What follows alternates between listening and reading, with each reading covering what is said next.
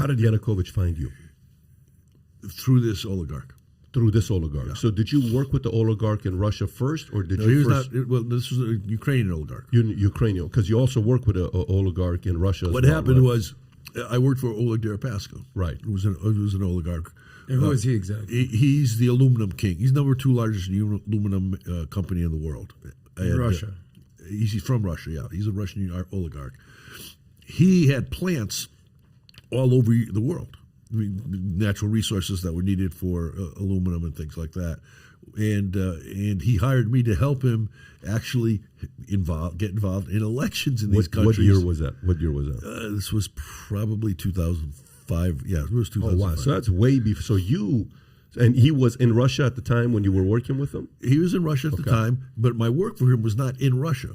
My work for him was in the countries in Africa and in Ukraine where he had plants and where he needed help, 2 types of help. Number one, protecting his interests by having me help build a lot of lobbying strategy and public affairs strategy for him, because a lot of these countries were either dictatorships, were his country, or former parts of the Soviet Union in the stand countries like Kazakhstan, Turkmenistan, Ukraine. And so I was helping him build and running elections for him in some of the democratic countries in Africa, like Guinea. And in the course of that, he said, "You want to get involved in Ukraine because they're talking about nationalizing one of my plants down there in this pro-Western government that's supposed to be against this kind of stuff." And so I went down there and I looked and I started getting involved. That's how I interacted with Aiken Gub. And that's how I then was introduced to Renat Akhmatov, who was the Ukrainian oligarch, who was having his countries nationalized as well. And it was because of that as I was helping him, Akhmatov said to me, "Would you ever think of helping us with an election here in Ukraine?" I said, "Well, it's going to depend. I mean, who am I going to help you with? What's it going to be all about?" And he said, "Look, take a poll. See what, I mean, you know our interests now," because I had gotten to know some of the political interests. Figure out what we need to do. And so I did.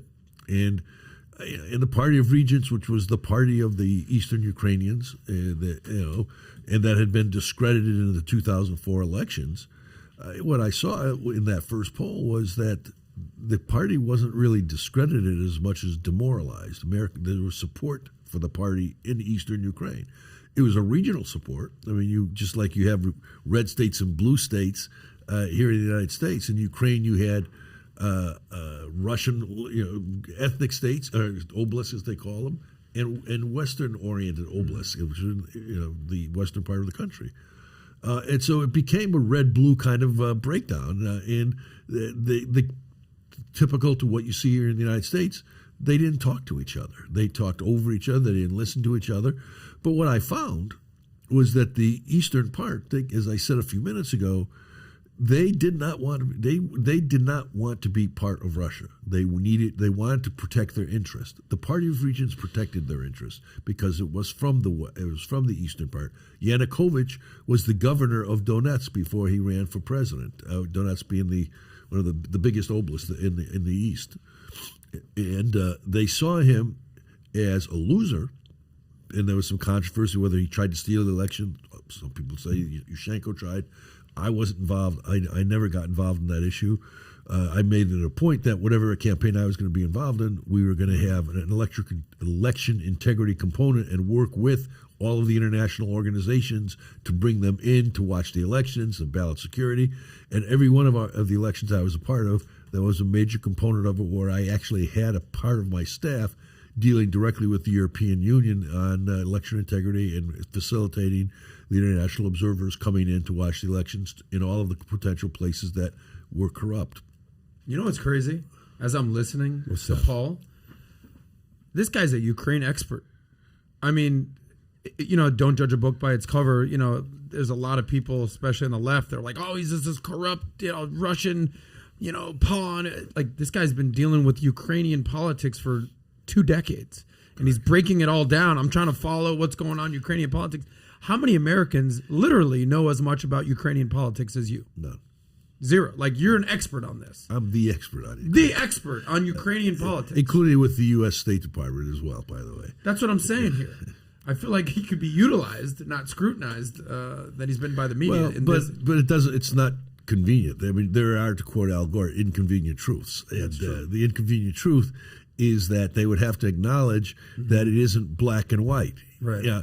You know, one of the biggest problems for Yanukovych, and the reason I think he fled, was something that came down hard on him regular time. He was corrupt.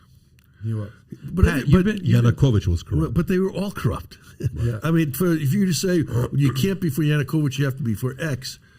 X was just as corrupt. So Zelensky is also corrupt. No. Zelensky is a different model. I mean, Zelensky represents an emergence of Ukraine from the shadows of the Ukrainian of Soviet influence. I mean, he's a new style politician. He doesn't come out of politics. He hasn't been corrupted on the way up. Now, there are people who will say, well, he's owned by one of the oligarchs who is corrupt.